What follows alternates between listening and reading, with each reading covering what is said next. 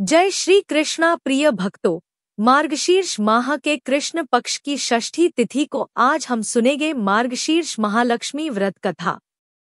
यह व्रत करने वाले स्त्री तथा पुरुष दोनों मन से स्वस्थ एवं आनंदमय होने चाहिए। इस व्रत को किसी भी महीने के प्रथम गुरुवार या बृहस्पतिवार से शुरू कर सकते हैं। विधि नियम अनुसार हर गुरुवार को महालक्ष्मी व्रत करें। श्री महालक्ष्मी की व्रत कथा को पढ़े। लगातार 8 गुरुवार को व्रत पालन करने पर अंतिम गुरुवार को समापन करें। वैसे यह व्रत पूजा पूरे वर्ष भर भी कर सकते हैं। पूरे वर्ष भर हर गुरुवार के देवी की प्रतिमा या फोटो के सामने बैठकर व्रत कथा को पढ़ें। आइए सुनते हैं मार्गशीर्ष गुरुवार महालक्ष्मी व्रत कथा। भारतवर्ष के सौराष्ट्र देश में द्वापर युग की यह कहानी हुई है। सौराष्ट्र में उस समय भद्रश्रवा नाम के राजा थे। वे बड़े पराक्रमी राजा थे। उनकी रानी का नाम सुरत चंद्रिका था। रानी दिखने में सुंदर और सुलक्षणा थी तथा पतिव्रता थी। उन दोनों को 7 पुत्र तथा उसके बाद एक कन्या का वरदान मिला था। कन्या का नाम श्यामबाला था। एक बार महालक्ष्मी जी के मन में आया कि जाकर उस राजा के राजप्रसाद में रहे। इससे राजा को दुगनी धन दौलत की प्राप्ति होगी और वह इस धन दौलत से अपनी प्रजा को और सुख दे पाएगा। गरीब के घर अगर रहे और उसे धन दौलत प्राप्त हो तो वह स्वार्थी की तरह केवल अपने ऊपर ही खर्च करेगा। यह सोचकर श्री महालक्ष्मी जी ने बूढ़ी ब्राह्मण स्त्री का रूप धारण किया। हाथ में लाठी लिए लाठी के सहारे रानी के द्वार तक पहुंची। यद्यपि उन्होंने बूढ़ी औरत का रूप धारण किया था पर उनके चेहरे पर देवी का तेज था। उन्हें देखते ही एक दासी सामने आई। उसने इनका नाम, धाम, काम, धर्म पूछ डाला। वृद्ध ब्राह्मण का रूप धारित माता लक्ष्मी ने कहा, बालिके मेरा नाम कमला है, मेरे पति का नाम भुवनेश है। हम द्वारिका में रहते हैं। तुम्हारी रानी पिछले जन्म में एक वैश्य की पत्नी थी। वह वैश्य गरीब था। दारिद्र्य के कारण हर रोज घर में झगड़े होते थे तथा उसका पति रोज उसे मारता था। इन बातों से तंग आकर वह घर छोड़कर चली गई तथा वन जंगल में खाली पेट भटकने लगी। उसकी इस दुर्दशा पर मुझे दया आई। तब मैंने उसे सुख संपत्ति देने वाली श्री महालक्ष्मी की कथा सुनाई। मेरे कहने पर उसने श्री महालक्ष्मी का व्रत किया। श्री महालक्ष्मी प्रसन्न हुई, उसकी गरीबी दूर हुई। उसका घर संसार दौलत, संतति, संपत्ति से भर गया। बाद में पति पत्नी दोनों परलोक सिधारे। लक्ष्मी व्रत करने के कारण वे लक्ष्मी लोक में रहे। उन्होंने जितने साल महालक्ष्मी का व्रत किया उतने हजारों साल उन्हें सुखभोग मिला। इस जन्म में उसका जन्म राजघराने में हुआ है, परंतु वह श्री महालक्ष्मी का व्रत करना भूल गई है। उसे यह याद दिलाने में यहाँ आई हूँ।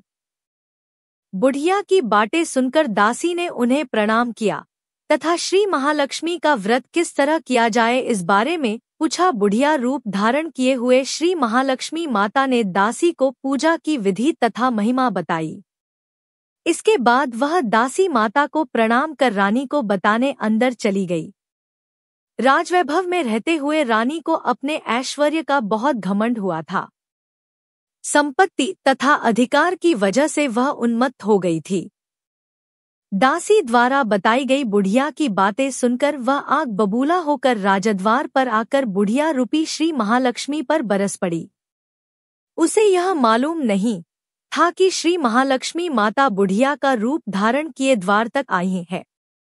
परंतु रानी का इस कदर रूख बर्ताव तथा अपना अनादर देखकर माता ने वहां ठहरना ठीक न समझा। वे वहां से चल पड़ी।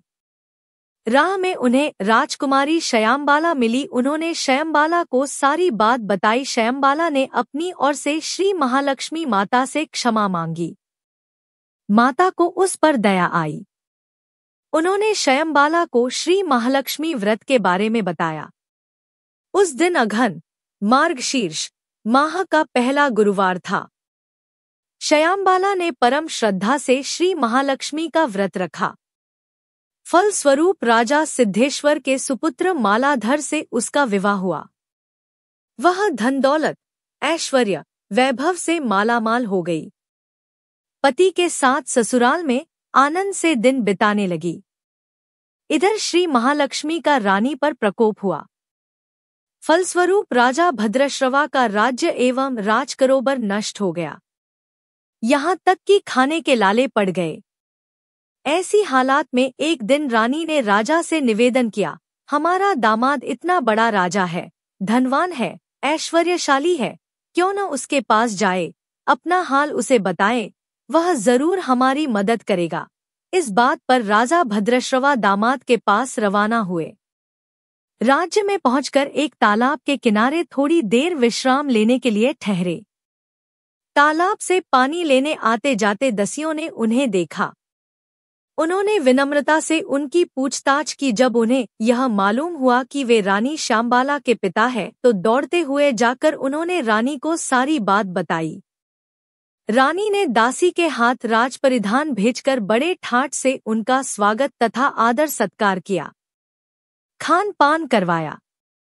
जब वे लौटने लगे तो सोने की मोहरों से भरा घड़ा दिया। राजा भद्रश्रवा जब वापस लौटे तो उन्हें देखकर रानी सूरत चंद्रिका खुश हुई। उन्होंने सोने की मोहरों से भरे घड़े का मुंह खोल, पर हाय भगवान, घड़े में धन के बदले कोयले मिले। यह सब श्री महालक्ष्मी के प्रकोप से हुआ। इस प्रकार दुर्दशा में और कई दिन बीत गए। इस बार रानी स्वयं अपनी कन्या के पास गई। वह दिन अघन माह का अंतिम गुरुवार था। श्यामबाल ने श्री महालक्ष्मी का व्रत किया, पूजा की, अपनी माता से भी व्रत करवाया। इसके बाद रानी अपने घर आई। श्री महालक्ष्मी का व्रत रखने पर उसे फिर से अपना राजपाट, धन दौलत, ऐश्वर्य प्राप्त हुआ। वह फिर से सुख, शांति, आनंदमय जीवन बिताने लगी। कुछ दिनों बाद राजकन्या श्यामबाला अपने पिता के घर आई। उसे अपने घर देखकर सूरत चंद्रिका को पुरानी बातें याद आई। यही कि श्यामबाला ने अपने पिता को घड़ा भर कोयला दिया था और उसे तो कुछ भी नहीं दिया था। इसी कारण श्यामबाला को पिता के घर आने पर उसका कोई आदर आतिथ्य नहीं हुआ, बल्कि अनादर हुआ। पर उसने इस बात का बुरा नहीं माना। अपने घर लौटते समय उसने पिता के घर से थोड़ा नमक ले लिया। आपने घर लौटने पर उसके पति ने पूछ, अपने मायके से क्या लाई हो? इस पर उसने जवाब दिया, वहां का सार लाई हूं। पति ने पूछा, इसका मतलब क्या हुआ? श्यामबाला ने कहा, थोड़ा धीरज रखे, सब मालूम हो जाएगा। उस दिन श्यामबाला ने सारा भोजन नमक डाले बिना बनाया और परोसा। पति ने खाना चखा। सारा खाना नमक बिना था, इसलिए स्वाद न आया। फिर श्यामबाला ने थाली में नमक डाला, इससे सारा भोजन स्वादिष्ट लगने लगा। तब श्यामबाला ने पति से कहा, यही है वह मायके से लाया हुआ सार। पति को उसकी बात सही लगी। फिर वह दोनों हंसी मजाक करते हुए भोजन करने लगे। कहा गया है कि इस तरह जो कोई श्रद्धा भाव से श्री महालक्ष्मी की पूजा करे उसे माता की कृपा प्राप्त होती है।